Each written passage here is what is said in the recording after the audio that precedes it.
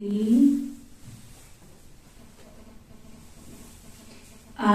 बाबा के हम अव्यक्त महावाक्य 8/5/69 के सुनेंगे।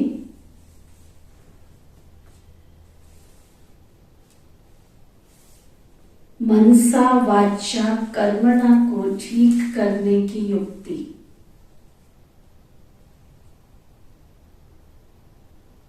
हम अपनी मनसा को, वाचा को और कर्मणा को कैसे ठीक कर सकते हैं, उसकी विधि बाबा बता रहे, उसकी युक्ति बाबा बता रहे।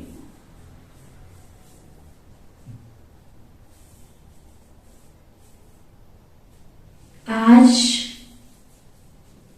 बाप खास एक विशेष कार्य के लिए आए।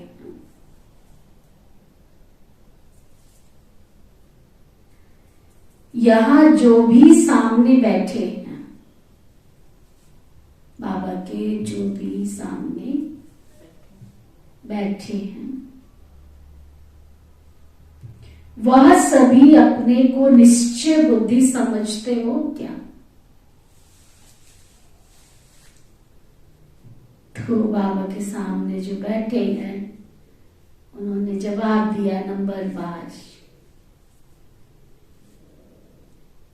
भले नंबरवार हैं, लेकिन है तो निश्चय बुद्धि ना। निश्चय बुद्धि का टाइटल तो दे सकते हैं। निश्चय है तभी बैठे नंबरवार सही, लेकिन कहने में तो निश्चय बुद्धि आएगा। निश्चय में नंबर होते हैं, वह पुरुषार्थ में नंबर होते हैं। निश्चय में कभी भी परसेंटेज नहीं होती है, ना निश्चय में नंबरवार होते हैं। पुरुषार्थ की स्टेज में नंबर हो सकते हैं। बाबा ये अंतर स्पष्ट कर रहे हैं। निश्चय बुद्धि नंबरवार नहीं कह सकते। पुरुषार्थ जो करते हैं उसमें नंबरवार हो सकते हैं। निश्चय बुद्धि में नंबर नहीं होते हैं, बाबा बता रहे हैं। वाह तो निश्चय या तो संशय, दोनों में से एक चीज रहेगी। या तो निश्चय बुद्धि है या फिर संशय बुद्धि है। निश्चय में अगर जरा भी संशय है, चाहे मनसा में, चाहे वाचा में अथवा कर्मणा में, चाहे मनसा में, चाहे वाचा में, चाहे कर्मणा में, लेकिन मनसा का एक संकल्प का भी संशय का है। बहुत गहरी बात बाबा बताने जा रहे हैं। अगर एक बात का भी संशय, एक बात का भी, तो संशय बुद्धि कहेंगे उसको।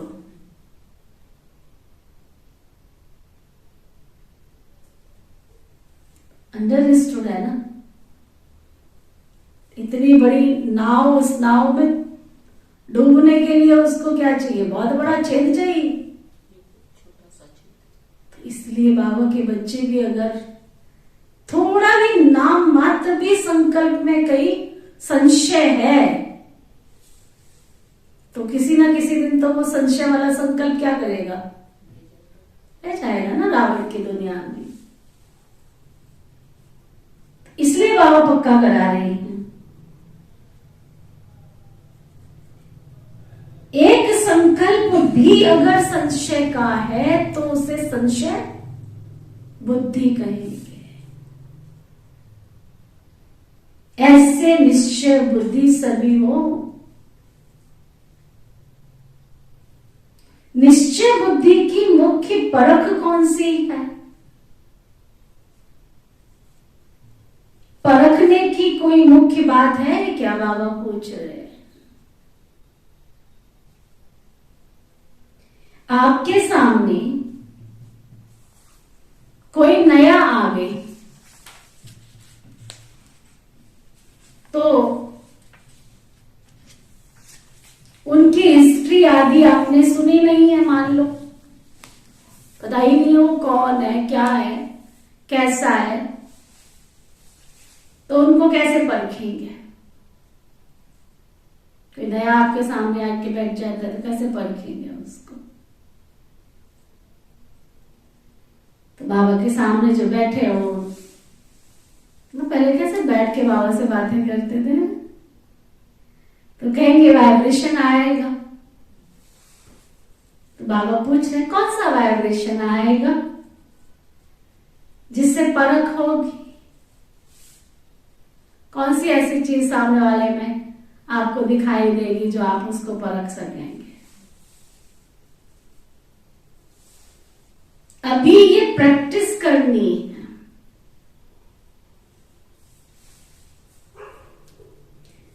क्यों करनी है वो बाबा बता रहे हैं, क्योंकि वर्तमान समय बहुत प्रजा बढ़ती रहेगी, तो प्रजा और नजदीक वाले को परखने के लिए बहुत प्रैक्टिस चाहिए, परखने की।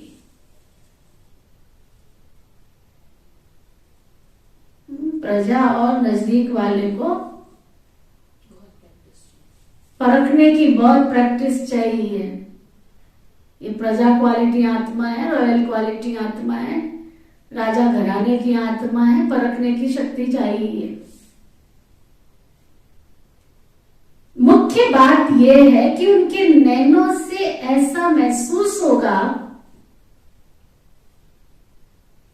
जैसे कोई निशाने की तरफ किसका खास अटेंशन होता है। तो उनके नयन कैसे होते हैं? तीर लगाने वाले या निशाना लगाने वाले?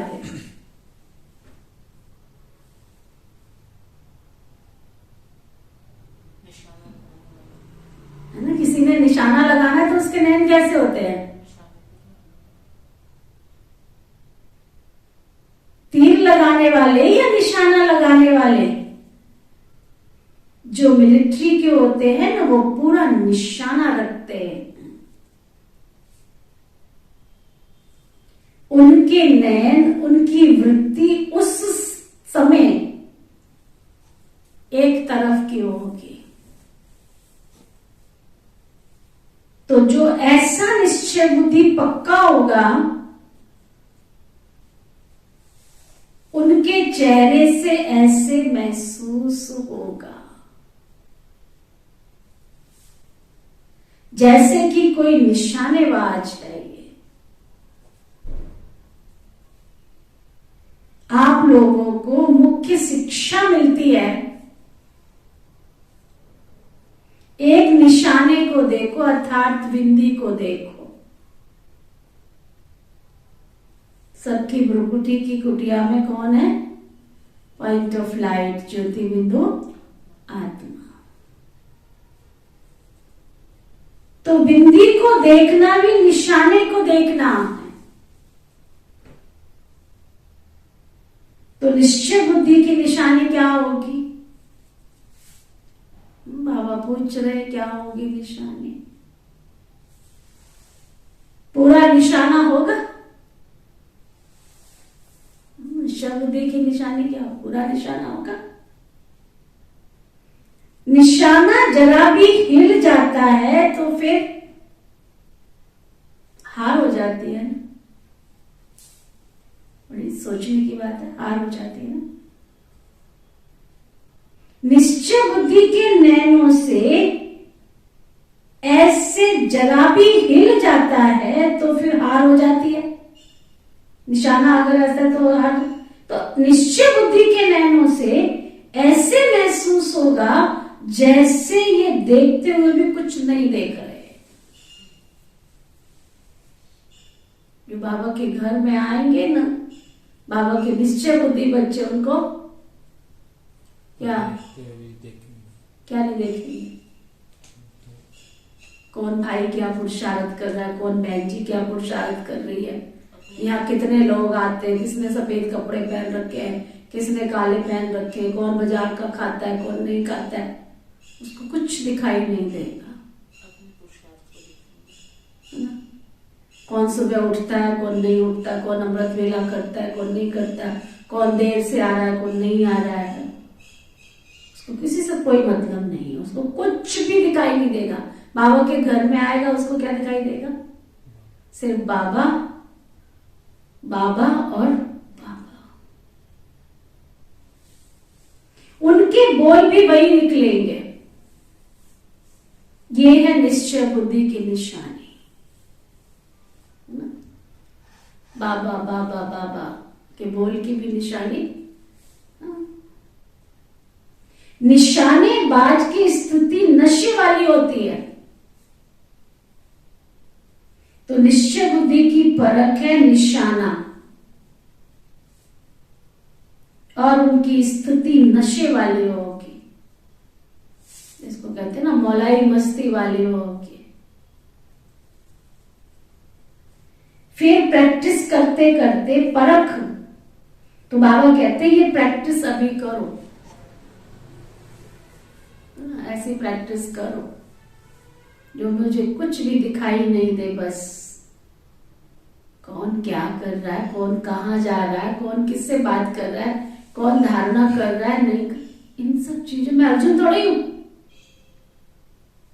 क्या क्यों कैसे वैसे करता रहूं, ऐसे क्वेश्चन मार्क थोड़ी मुझे करने हैं।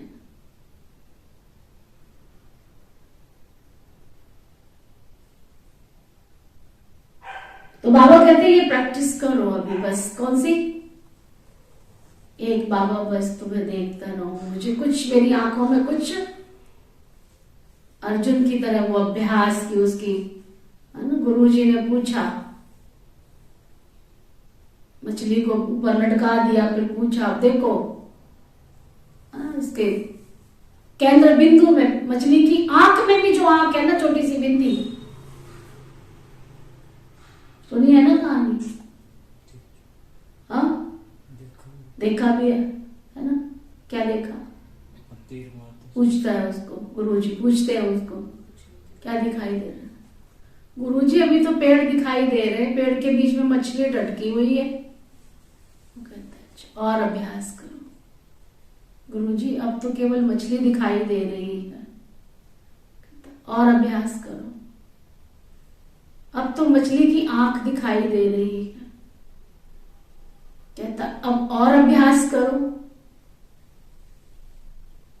अब मछली की आंख में जो बिंदी है ना, वो दिखाई दे रही है।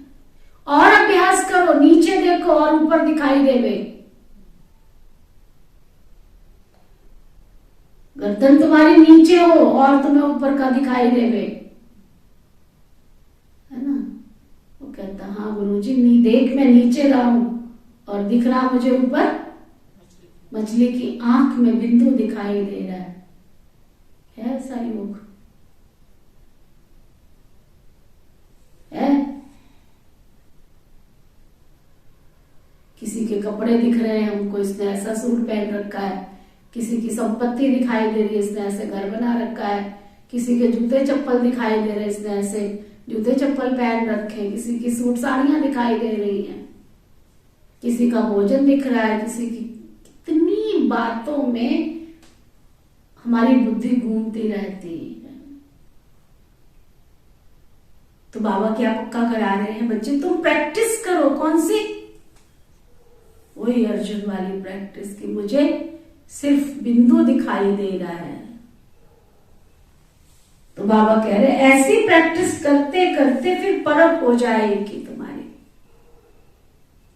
दृष्टि में सृष्टि कहा जाता है ना, तो आप उनकी दृष्टि से पूरी सृष्टि को जान सकते हो। क्या बताने जा रहा है बाबा? कि आपके सामने कोई आत्मा आई और आप सिर्फ उसकी बिंदी को देख रहे हो, तो उसके अंदर क्या वो भी सारा तुमको दिखाई पड़ जाएगा। सुन रही है? दृष्टि से पूरी सृष्टि को जान सकते हो। मनसा वाचा कर्मणा, तीनों को ठीक करने के लिए सिर्फ 3 अक्षर याद रहे। मनसा वाचा कर्मणा, तीनों को ठीक करना है, तो तीनों को ठीक करने के लिए बाबा 3 अक्षर बता रहे हैं। वो 3 अक्षर कौन से? ये 3 अक्षर रोज मुरली में भी आते हैं। कौन से 3 अक्षर बताओ? मनसा वाचा कर्मणा को ठीक करने के लिए 3 अक्षर, वो 3 अक्षर रोज मुरली में आते हैं। हाँ जी बताओ।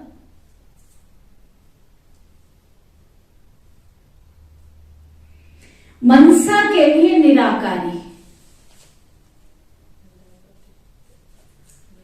निराकारी स्थिति। मनसा में एक बाबा, दूसरा कोई भी दिखाई ना दे, बस एक बाबा तुम्हें देखता रहूं, देखता रहूं। निराकारी स्थिति। मैं आत्मा भी बिंदी, मेरा बाप भी बिंदी, ड्रामा भी बिंदी। और वाचा के लिए निरअहंकारी। हमारा ईगो, हमारा अहम, ये सब हमारे व्यवहार में झलकता है ना, वाणी में झलकता है ना। जब हम बोलते तभी झलकता है ना। बाबा कहते जब आप वाणी से बोलते हो, जब वाचा में आते हो, तो इतनी नम्रता, इतनी पोलाइटनेस, शालीनता, जिसको कहा जाता है डिविनिटी, दिव्यता, निरअहंकारिता। और कर्मणा के लिए कहा जाता है निर्विकारी। देवताओं का सबूत वाचा और कर्मणा का यही है ना। जब हमारे व्यवहार में हम किसी के साथ आते हैं, कोई धीरज और शांति के साथ व्यवहार करता है, या शालीनता के साथ हमारे साथ व्यवहार में आता है, या बहुत ठंडी सी मीठी सी आवाज में बात करता है, तो हमको कितना अच्छा लगता है। क्या कहते हैं, सचमुच ये तो देवता है ना। सामने वाले से मिलके ऐसे लगा जैसे किसी देवी से मिलके आए, किसी देवता से मिलके आए। तो बाबा कहते ये 3 बातें अगर याद रखी, मनसा वाचा और कर्मणा, तीनों ही बहुत अच्छे रहेंगे। जितना निराकारी स्थिति में रहेंगे, उतना ही निरअहंकारी और निर्विकारी भी रहेंगे। विकार की कोई बदबू नहीं रहेगी अंदर। कई आते हैं, बोलते हैं, तो हमको कितना लगता है कि इसके अंदर देखो ना कितना मैं झलक रही है, मैं की स्मेल आती है उसके साथ व्यवहार में। बाबा कहते यही तो मुख्य पुरुषार्थ है।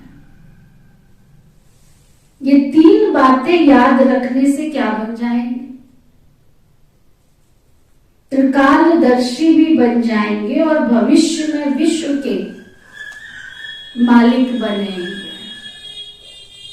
वर्तमान में तीनों कालों को जान जाएंगे, भूत, भविष्य, वर्तमान। और भविष्य में विश्व के मालिक बनेंगे। अभी बनेंगे त्रिलोकीनाथ और फिर त्रिकालदर्शी। त्रिलोकीनाथ का अर्थ तो बाबा ने समझाया है ना। अभी अभी साकारी वतनवासी, अभी अभी सूक्ष्म वतनवासी, अभी अभी निराकारी दुनिया के वासी। जो तीनों कालों का, तीनों लोकों का ज्ञान सिमरण करते हैं,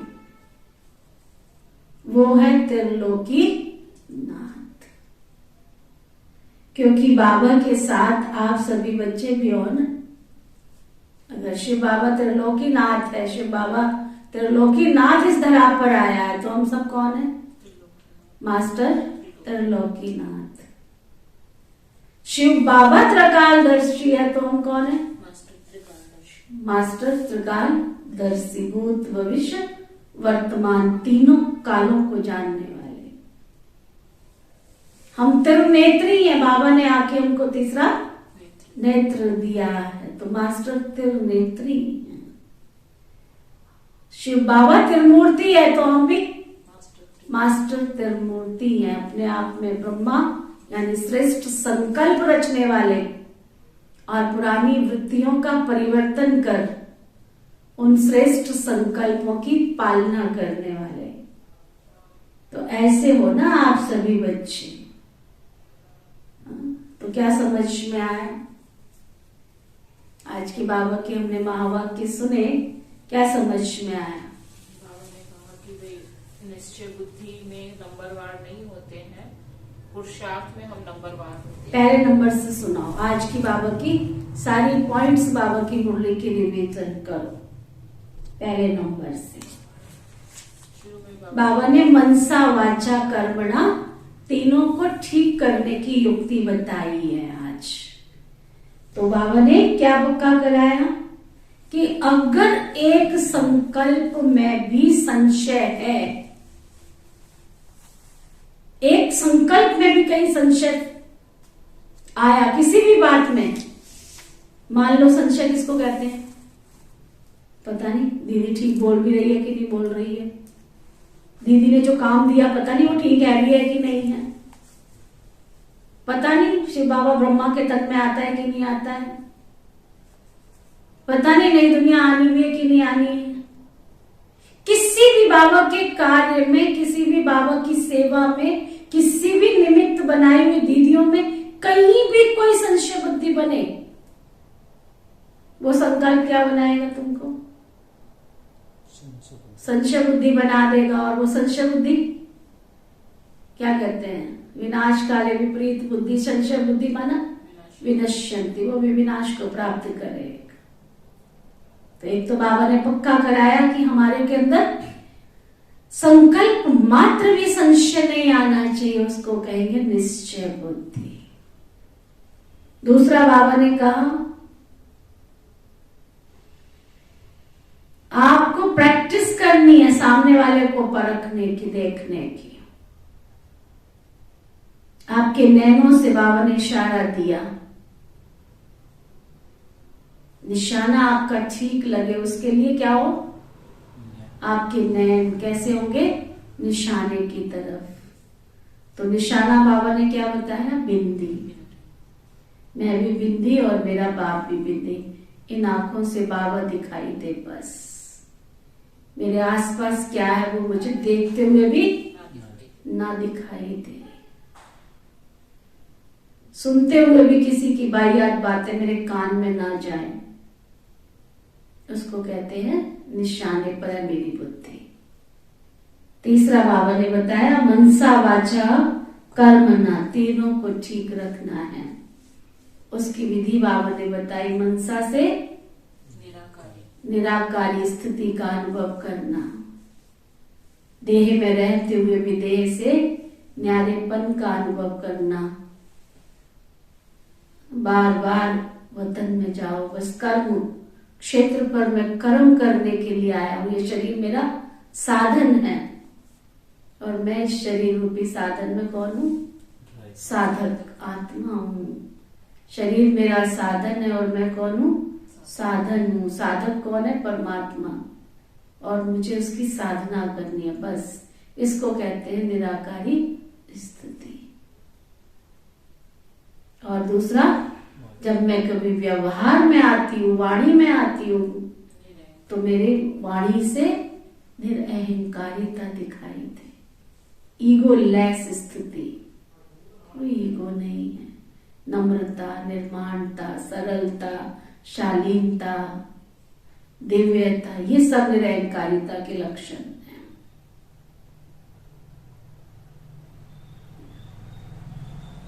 जी बाबा, हाँ जी बाबा, जी बाबा, हाँ जी बाबा क्या परम धाम में कहने जाएंगे क्या? किसके साथ करेंगे? जिन्होंने बाबा ने गुरु गद्दी दी है ना, निमित्ति दी उनको। आज इतना बड़ा महायज्ञ जो हम देख रहे हैं चलता आ रहा है, कहने की बात होती है ना, ब्रह्मा बाबा चले गए, मातेश्वरी मम्मा चली गई, हमारी निमित दीदियां चली गई, दादियां चली गई, फिर भी इतना बड़ा महायज्ञ कौन चला रहा है? जी बाबा, जी दीदी। इस ब्रह्मा कुमारी विश्वविद्यालय की बाबा ने रोम रोम में जो निमित्त है उनके अंदर जी, अच्छा जी, हाँ जी। हमारे वरिष्ठ जन जितने भी हैं सबके अंदर क्या है? जी, जी बाबा। बाबा ने जो कहा, किसी को भी बड़ा बनाया, जो बड़े की सीट पर बैठ गया, चाहे वो 10 साल से ज्ञान में चल रहा हो, चाहे 50 साल से चल रहा है, जिसको भगवान ने गुरु गद्दी दे दी, वो हमारा कौन बन गया? निमित्त बन गया। जी बाबा, जी दीदी।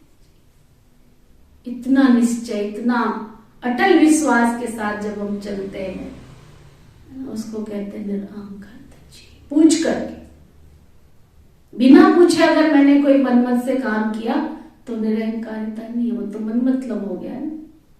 अपनी मन की सुन रहे, बाबा की तो सुनी नहीं। मैंने सोचा था, ये जो मैंने सोचा था ना, ये फेल कर देगा। जो आर्मी एयरफोर्स होते हैं ना, जो दुनिया में होते हैं, वो भी अपना उनको ऑर्डर मिलता है, खड़े रहो, ऐसे ऐसे होते, खड़े रहो, खड़े ऑन ड्यूटी, खड़े, बैठ के भी नहीं देखते। हम भी तो रूहानी आदमी है ना, कोई क्वेश्चन नहीं है मेरे अंदर, कोई संकल्प नहीं चलाना है। मेरा बॉस बाबा है ना, वो जैसे कहेगा मैं वैसे चलूं, वैसे उठूं। फिर देखो बाबा कितना हमें यूज करता है, उसको कहते हैं निरअहंकारिता। जहां मैंने अपनी चला दी, जहां मैं अपने मनमत में आ गई, वहां बाबा किनारे हो जाता, कहता ये बच्ची, ये बच्चा तो मेरा कहना ही नहीं मानता, सुनता ही नहीं है, मैं क्यों इसको बार बार समझाने जाऊं? रॉयल है ना बाबा, तो बार बार थोड़ी मुझे समझाने आएगा। एक बार समझाएगा, 2 बार समझाएगा, 3 बार समझाएगा, मुरली में इशारा देगा, फिर नहीं समझेगा, फिर क्या करेगा? तो मेरी वाणी में निरअहंकारिता और मेरे कर्मना में निर्विकारिता। कोई लोभ, कोई वृत्ति है ना। हमारे व्यवहार में सबसे ज्यादा क्या दिखाई देता है? काम की दृष्टि, क्रोध की दृष्टि, लोभ की दृष्टि, मोह की दृष्टि, अहंकार की दृष्टि, ईर्ष्या, द्वेष, मनमुटाव, घृणा, स्तुति, ये सब किसमें आती है? कर्मणा में आता है। तो ये सब चीजें हमारी कर्मणा में दिखाई हुई थे, उसको कहते हैं निरविकारिता।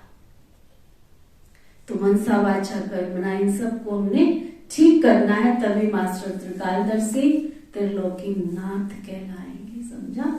ओके। ओम शांति शांति शांति।